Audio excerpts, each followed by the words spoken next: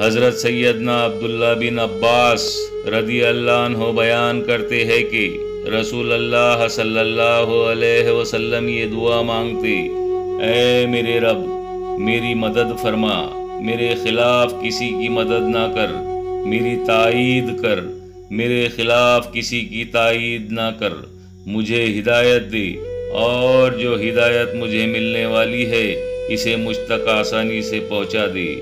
اس شخص کے مقابلے میں میری مدد فرما جو مجھ پر زیادتی کرے۔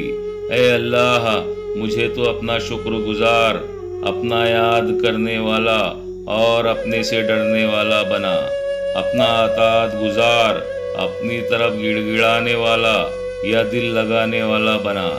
اے میرے پروردگار، میری توبہ قبول کر، میرے گناہ دھو دے، میری دعا قبول فرما، میری دلیل مضبوط کر، میرے دل کو سیدھی راہ دکھا، میری زبان کو درست کر، اور میرے دل سے حسد اور کینہ نکال دے۔ سنِ ابو داؤد 1510۔